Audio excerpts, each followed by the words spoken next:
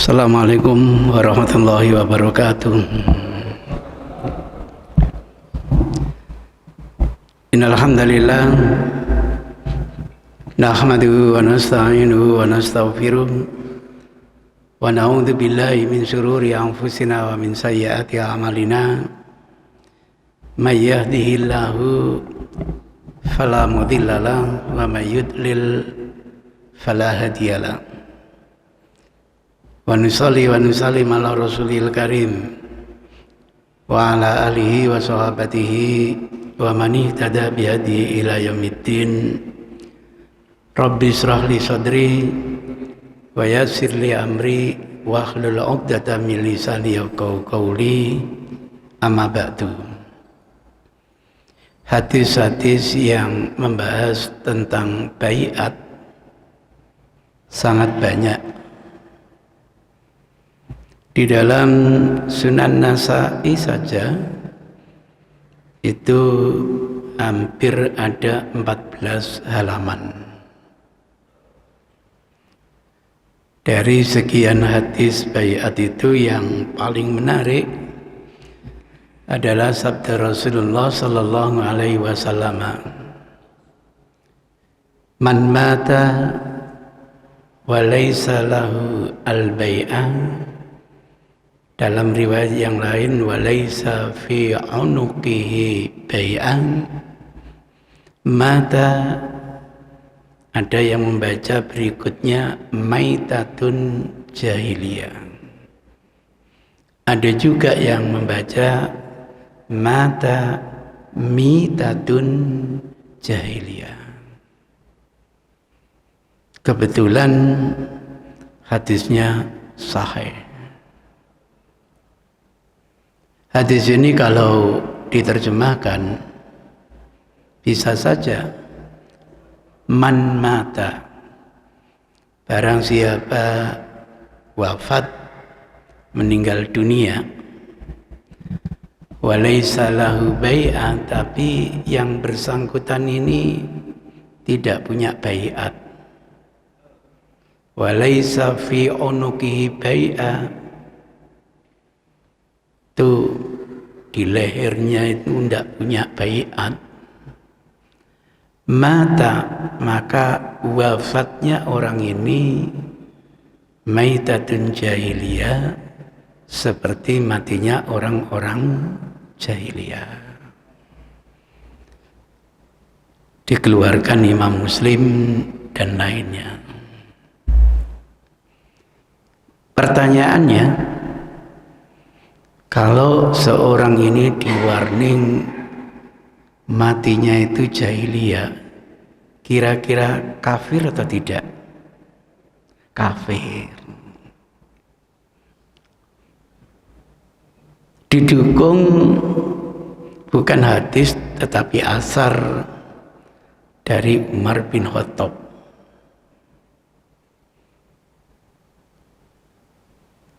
Ada di dalam Sunan Darimi, kadang-kadang buku ini disebut Musnad Darimi. Asar itu bunyinya, la islama illa bil jamaah, wala jamaah illa bil imarah, wala imarah illa bi ta'ah, wala ta'ata illa bil bai'ah. La Islam itu bisa diartikan tidak ada Islam, berarti apa? Kafir. Illa bil jamaah, kecuali dengan jamaah. Wala jamaah, dan tidak ada jamaah illa bil imarah, kecuali dengan kepemimpinan, keamiran. Wala imarah illa bit ta'ah, tidak ada keamiran, kepemimpinan kecuali dengan ketaatan. Wala ta'ata illa bil bai'a. Tidak ada ketaatan kecuali dengan apa? Bai'ah.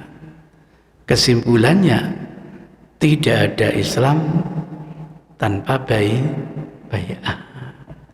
Ilmu mantek, ilmu logika begitu. Setiap yang hidup pasti mati. Zainuddin makhluk hidup. Kesimpulannya, Zainuddin pasti mati. Itu ilmu logika. Ini bukan hadis tetapi asar, dinisbatkan bukan kepada Rasul melainkan kepada Umar bin Khattab. Sayangnya asar ini dhaif karena dalam sanadnya, silsilah perawinya itu ada yang bernama Sofwan yang tidak dikenal nilai kredibilitasnya. Sebagai pemangku sunnah, pemangku hadis, harus jelas kredibilitasnya.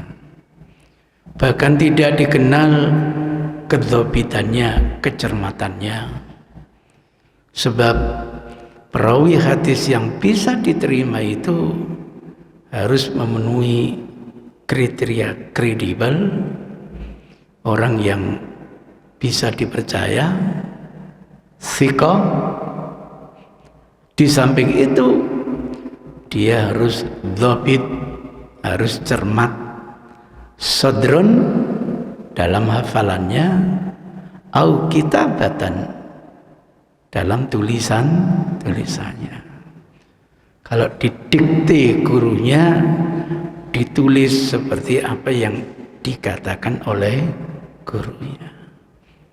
Banyak kekeliruan, hadisnya nanti menjadi dhaif. Cacat yang kedua, gurunya Sofwan ini tidak pernah ketemu dengan sekretaris pribadinya Umar bin Khattab, Sa'id bin Yazid.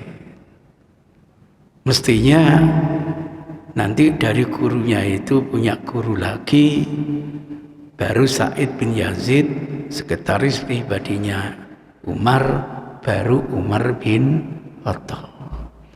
Sehingga punya dua cacat asar ini. Mungkin karena maknanya itu hampir sama, walaupun hadis ini dikatakan dhaif, mungkin bisa jadi mutabaat atau syawahid, kesaksian periwayatan, sehingga mendukung hadis sahih datangnya dari Rasulullah Sallallahu Alaihi Wasallam. Dari kajian hadis seperti ini, maka tidak heran dulu saya punya teman akrab di SD itu, senengannya main apa itu, black soldier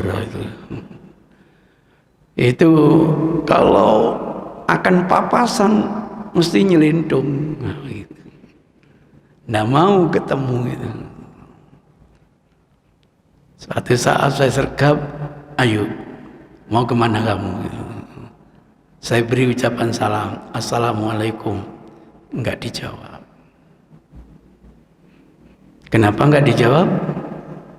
Karena saya dianggap kafir. Karena saya tidak pernah bai'ah. Nggak pantas menjawab salamnya orang kafir. Kalau diajak diskusi, nggak mau. Kenapa nggak mau? Dia mengakui ilmu saya ini nggak mangkul. Karena nggak mangkul, nggak sah, percuma gitu. Itu ceritanya, susah sekali untuk diajak komunikasi karena sudah didoktrin dengan apa yang dinamakan bitona, ndak boleh ngomong-ngomong kecuali dengan kelompoknya sendiri. Itu ceritanya. Nah, kalau teman saya menilai saya kafir, kelirunya di mana teman saya ini? Monggo yang punya pemikiran. Atau jangan-jangan di antara bapak ibu ini belum ada yang belum baiat. Ada. Kalau enggak baiat berarti apa? Kafir. Itu ceritanya. Jadi teman saya mengkafirkan saya itu punya dasar hukum. Hadis Sahih Muslim ditambah dengan oke lah asar walaupun dhaif, tapi maknanya sama. Saya sendiri meneliti asar ini hanya ada di Musnad Darimi atau Sunan Darimi, dan tidak ada itu kata-kata wala ta'ata illa bil bai'ah, tidak ada. Berhenti wala imara illa bita'ah. Saya tidak tahu kenapa kok muncul tambahan wala ta'ata illa bil bai'ah. Dari mana itu? Saya mencari di Bukhari, tidak ada, Muslim tidak ada, Abu Daud tidak ada, Tirmidzi tidak ada, Nasai tidak ada, Ibnu Majah tidak ada, Hakim tidak ada, Musnad Syafi'i tidak ada, Musnad Daruqutni tidak ada, hanya di Darimi adanya gitu. Itu ceritanya. Sungguh indah kalau mau diada diskusi. Seumur hidup itu baru sekali saya bisa komunikasi dengan tokoh mereka itu. Gara-gara mereka dititipkan jamaahnya ke saya, dititipkan ke KPI yang lain katanya ndak mau gitu. Ya ndak apa-apa, dititipkan ke saya gitu. Sampai di Mekah itu baru kali ini ngomong, Ustaz, fasilitas kendaraan saya serahkan kepada sampean. Terima kasih. Saya balas bertanya, kenapa? Jawabannya menarik. Keyakinan kami, hajian itu tidak sah kalau tidak jalan kaki. Oh gitu toh. Kalau gitu hajian sampean ndak sah, wong sampean naik kapal terbang gitu. Mestinya kan jalan kaki itu bukan Armina saja, bukan Arafah Mina saja. Dari tempat tinggal Indonesia harus jalan kaki. Ndak bisa, Ustaz. Ndak bisa kenapa?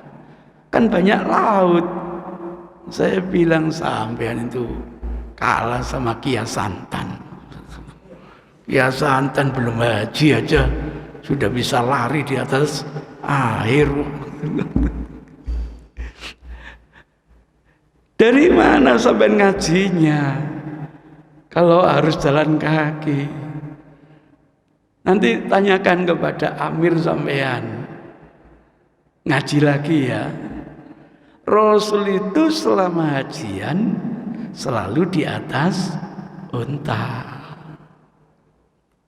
Mulai dari Madinah dituntun oleh Jabir tali kekangnya itu.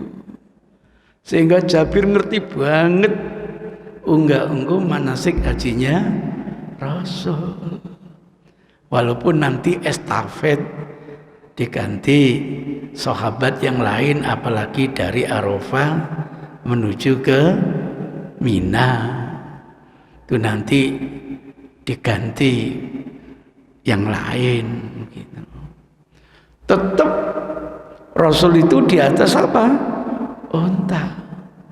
Bahkan ketika Rasul tawaf, tawafnya di atas unta gitu. Sehingga Rasul tidak bisa mencium Hajar Aswad. tongkatnya itu yang diusapkan. Itu hadisnya begitu. Rasul ketika wukuf di atas unta, dipayungi lagi. Ketika lempar jumroh juga di atas unta. Maka tidak benar kalau ngikuti Rasul tawafnya jalan kaki. Mestinya naik sepeda motor gitu. Dulu belum ada skuter, Pak. Sekarang sudah ada skuter gitu. Tawafnya naik sepeda motor. Lempar jumrohnya naik helikopter, enak banget. Ulama hadis mengingatkan, Rasul tawaf di atas unta, wukuf di atas unta, lempar jumroh di atas unta. Karena Rasul menjadi pemandu untuk 200.000 jamaah. Biar para sahabat ini tahu bagaimana tawafnya Rasul, bagaimana wukufnya Rasul, bagaimana lempar jumrohnya Rasul. Dinamakan hadis khususiyah, bukan syariat.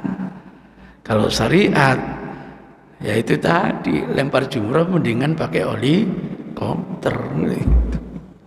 Itu ceritanya. Baru kali ini diskusi. Gitu aja menuduh ilmu saya tidak mangkul, nggak sah gitu. Ilmu amirnya yang dianggap sah. Na'udzubillahi min dzalik. Andaikan mau diajak diskusi, enak. Oke lah, hadis itu disimpulkan kafir. Kafir itu hasil kesimpulan, bukan sabda Rasul. Sabda Rasul itu matinya seperti kematian jahiliyah. Enggak apa-apa. Istimbat hukumnya berarti kafir. Pertanyaannya, kekufuran ini kekufuran teologis atau sosiologis? Kufur i'tiqad atau kufur nikmat? Itu pertanyaannya. Kenapa? Karena kita temukan hadis sahih. Umirtu an uqatilan nasa hatta yaqulu la ilaha illallah. Dawuh Kanjeng Nabi, aku ini diperintah oleh siapa? Allah. An uqatilan nasa, memerangi orang-orang kafir yang muharib. Kalau enggak muharib enggak boleh. Mereka dinamakan kafir dhimmi. Kafir muharib itu sudah kafir memerangi umat Islam. Itu yang harus diperangi. Maka konsep perang itu, firman Allah, fa in qatalukum baru faqatilu.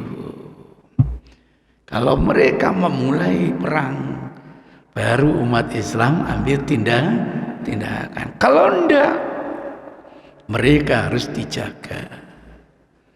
Itulah sebabnya hidup berdampingan Rasul orang Yahudi aman. Hidup bersampingan Rasul orang-orang Nasrani. Hidup berdampingan Rasul orang-orang Majusi, penyembah api. Bahkan hidup bersama Rasul orang-orang Sobi'ah, kelompok melihat bulan, sujud pada bulan. Melihat matahari, sujud pada matahari. Mungkin kalau di Indonesia melihat pohon beringin besar, angker, sujud pada pohon. Di Sidoarjo itu ada pohon beringin 4 tekepan orang gini. Wah, hampir tengah malam banyak yang itikaf di situ. Yang golek nomor, golek jodoh, macam-macam itu. Mungkin di Indonesia itu ada orang melihat keris, sujud pada keris. Ada enggak kira-kira, Pak? Ada. Itu namanya kelompok Sofiah. Silakan hidup berdampingan dengan umat Islam di bawah payung lakum dinukum waliyati. Itu yang dimiliki oleh umat Islam. Maka Rasul dawuh, la yu'minu ahadukum hatta yuhibba li jarihi ma yuhibbu li nafsihi. Belum sempurna iman kita ini sampai kita harus mencintai seluruh tetangga kita yang Yahudi, yang munafik, seperti kecintaan itu kita butuhkan untuk diri sendiri. Dalam riwayat yang lain, la yu'minu ahadukum hatta ya'mana li jari ma ya'manu li nafsi. Belum sempurna iman kita ini sehingga menjadikan damainya tetangga-tetangga kita ini sama dengan kedamaian itu kita butuhkan untuk diri sendiri. Jadi yang diperangi itu kafir muharib.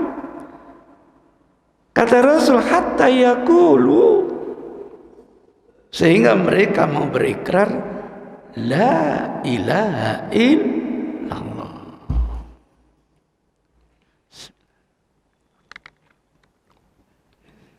Sampai mereka mau ikrar tiada Tuhan selain Allah. Nah, ini baru baiat teologis. Ini baru baiat akidah.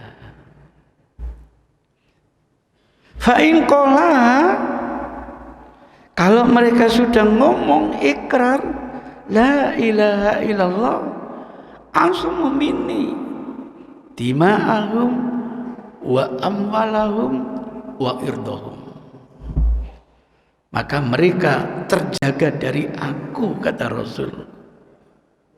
Darahnya terjaga, tidak boleh diperangi, tidak boleh dibunuh. Hartanya terjaga, tidak boleh diambil seenaknya begitu, tidak boleh diambil jizyahnya lagi.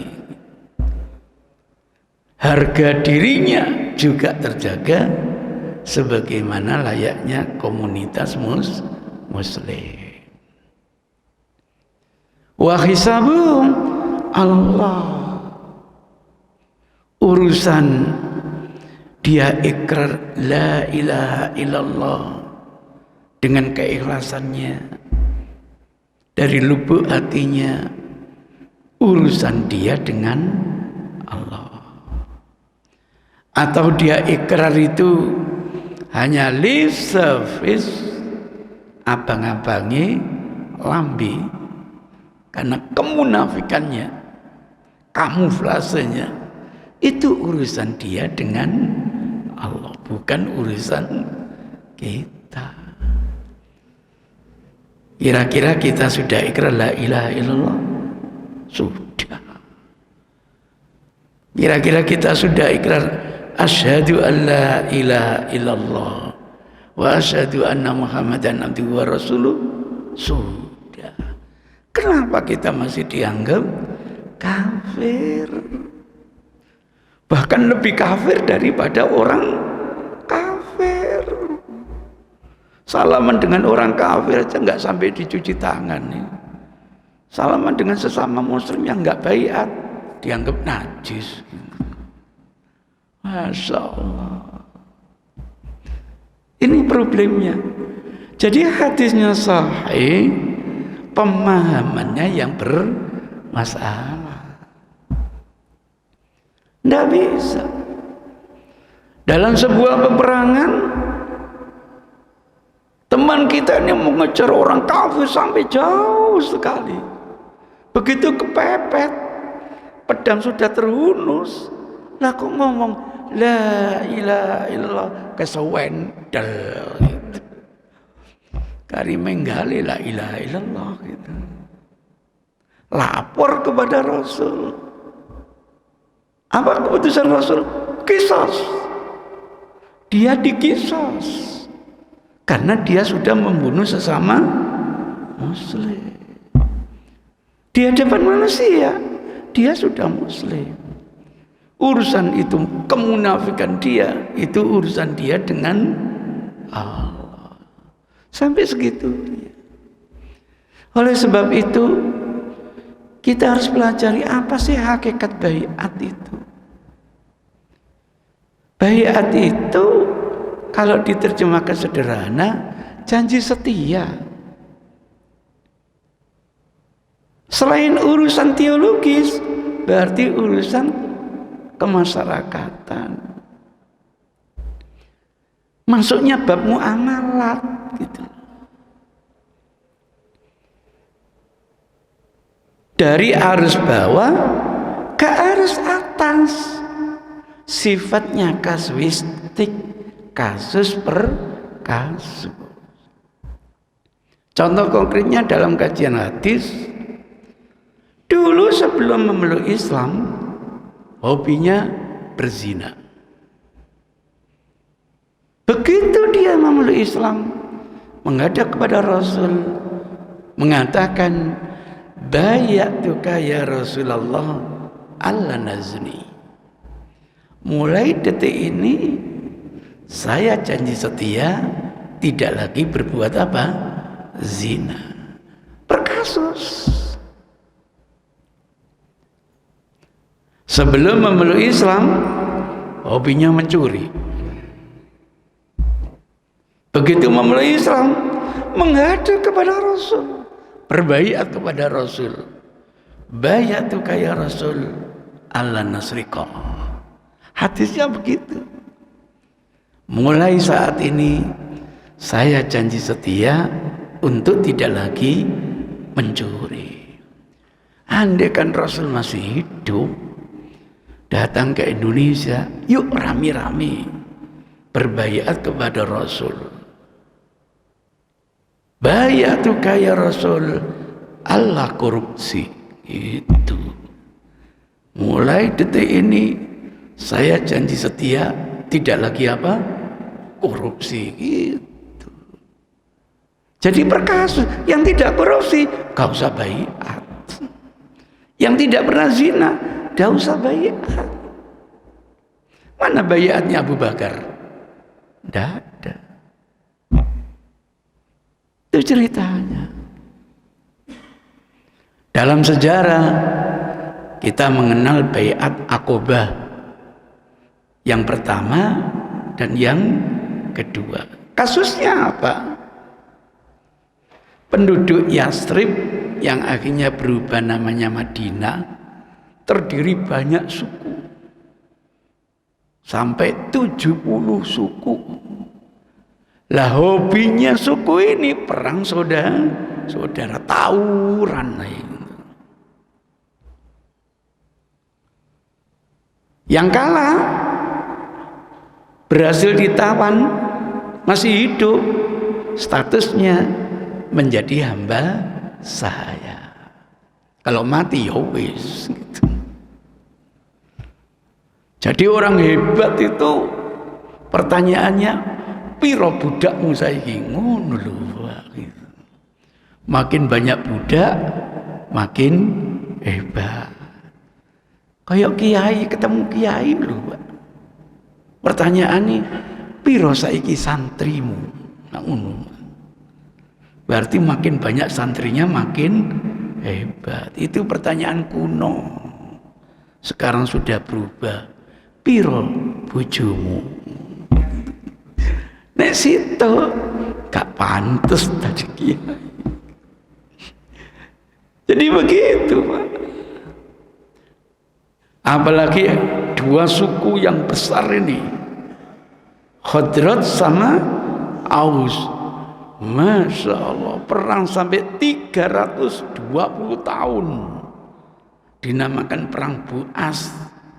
Dinamakan Bu'as, dikit-dikit bangkit, perang terus. Dan mereka sadar, tidak ada yang bisa mendamaikan mereka kecuali kehadiran Rasulullah. Itulah sebabnya secara politis Rasul ketika ngirim menghijrahkan ke Taif gagal. Menghijrahkan umat ke Habasa kurang memuaskan. Penduduk Madinah pingin biar Rasul hijrah dari kota Mekah menuju kota Madinah. Ada kepentingan. Untuk itu diwakili 10 kelompok berangkat dari Madinah menuju Mekah untuk menemui Rasulullah Sallallahu Alaihi Wasallam. Tidak bisa ditemui di kota, terpaksa ketemunya di Aqabah, tempat lempar jumroh. Lah Aqabah itu dulu balik gunung gitu loh. Sebelum ada terowongan itu harus muteri gunung gitu. Tempat lempar jumroh itu ini kiri gunung, kanan gunung. Lembah ini yang dijadikan lewatnya orang untuk lempar jumroh. Walaupun sudah diluaskan demikian, wah kalau sudah overload, Masya Allah sekian. Sekarang sudah disiasati, disusun ya mudah-mudahan bisa meminimalkan terjadinya korban. Itu gambarannya. Coba kita perhatikan apa isi baiatnya. Komitmen penduduk Madinah siap membela Rasul dan umat Islam kalau Rasul mau hijrah dari Mekah menuju Madinah. Itu kasusnya. Jadi ini bab muamalah, bukan bab akidah. Berharap betul. Akhirnya Mus'ab bin Umair dikirim wirawiri Mekah Madinah mencari tahu betul enggak Madinah itu tempat yang kondusif untuk tempat hijrah. Ini pelajaran bagi kita. Ambil perumahan itu harus studi kelayakan dulu. Tidak terlalu percaya kepada reklame. Reklamenya bebas banjir. Kenyataannya banjirnya yang bebas. Bahkan ono kene seminggu. Bahkan kelelep ono kene. Itu namanya studi kelayakan. Akhirnya apa yang terjadi? Setelah ada keraguan, bukan pakai utusan, 70 pimpinan suku itu termasuk wanitanya berangkat ke kota Mekah untuk menegaskan komitmen membela Rasul dan umat Islam kalau Rasul mau hijrah dari kota Mekah menuju Madinah. Oleh sebab itu mereka itu dinamakan kaum Ansor. Kaum Ansor berarti kaum apa? Penolong. Itu ceritanya baiat. Ada lagi baiat. Tahun ke-8 Hijriah, Rasulullah Shallallahu Alaihi Wasallam ingin pergi haji. Bayangkan, diikuti hampir 100.000 sahabat. Kalau kebetulan sampeyan tokohnya kafir di Mekah, kedatangan Rasul dengan pasukan sekian, kira-kira gemeter enggak sampeyan? Padahal niatnya bukan untuk balas dendam. Niatnya untuk menunaikan ibadah haji. Di Hudaybiyah dihadang. Walaupun ini bulan haram, kalau nanti kehilangan kesabaran, bisa terjadi perang. Oke, kita berhenti dulu di sini. Mau mereka apa? Dibuatlah negosiasi. Mana Utsman? Siap ya Rasul. Coba datangi tokoh-tokoh mereka. Mau mereka apa? Gitu. Utsman dikirim. Lah kok lama sekali nggak kembali? Kira-kira ada firasat enggak?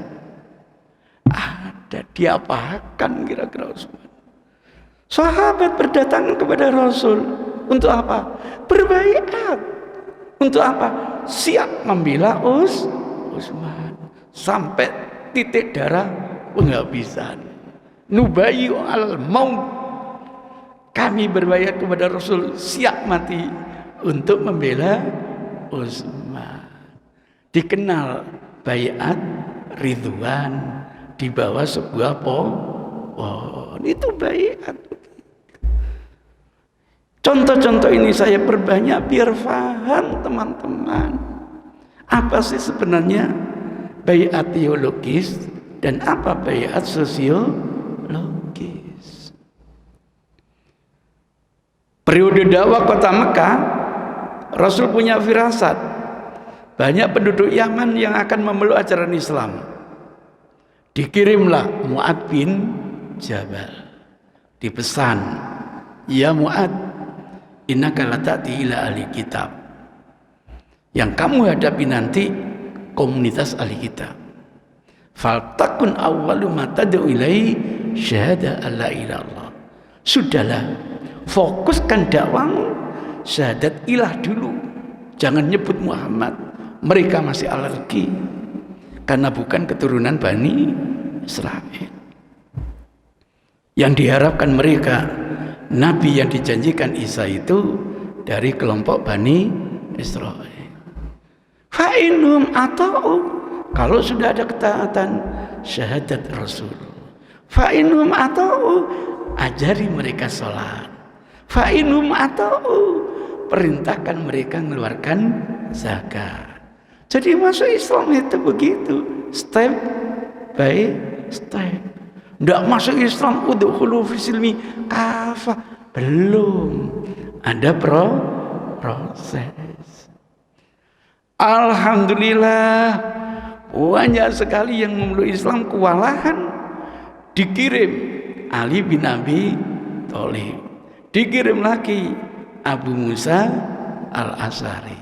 Pertanyaannya, penduduk Yaman itu sudah memeluk Islam di zaman Rasul masih hidup, tapi tidak pernah ketemu Rasul.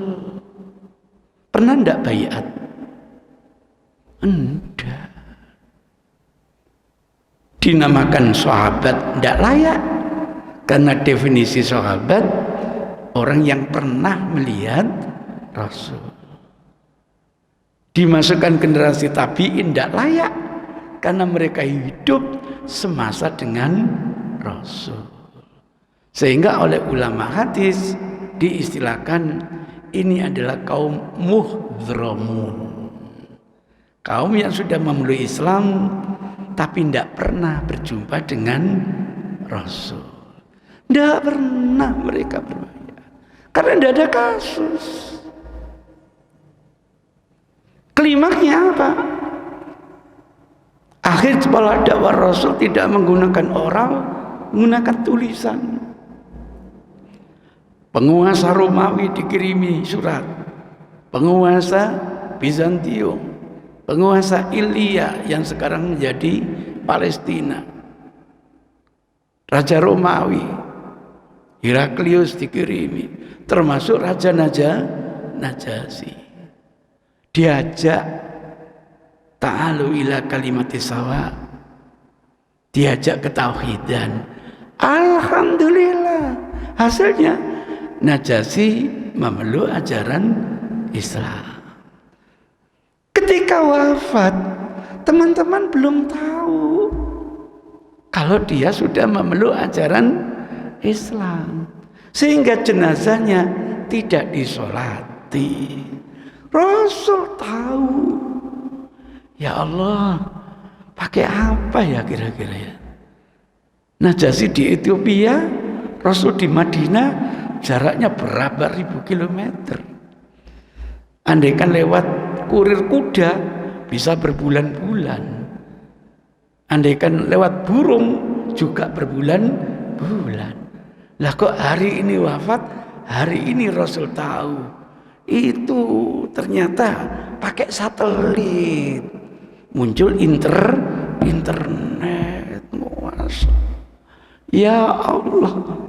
Sampai Rasul dawuh, inna sahibakum an-najasiyya matal yauma. Najasyi temanmu itu hari ini meninggal dunia. Yuk kita sholati jenazahnya.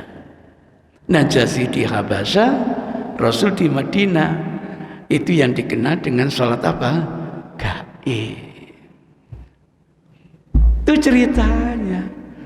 Sejak kapan Najasyi itu berbaiat kepada Rasul? Pernahkah Najasyi itu menghadap Rasul? Kasihan teman kita sholatnya sudah sama dengan sholat kita. Puasanya sudah sama dengan puasa kita. Hajinya sama walaupun mereka yakin tidak sah kecuali jalan kaki. Manasiknya sama. Sedekahnya, mohon maaf, kita kalah. Kurbannya, mohon maaf, kita kalah. Kita masih kurban kambing, mereka sudah kurban sapi. Gitu. Masya Allah. Masa hanya gara-gara seperti ini, kayak bukan teman lagi, kayak musuh. Na'udzubillahi min dzalik. Andai kan mau diajak dialog, siapa tahu nanti terbukalah jalan, pintu hidayah akan sampai kepada teman-teman kita. Alhamdulillah. Itu yang bisa saya sampaikan. Mungkin ada pertanyaan, silahkan. Monggo. Monggo.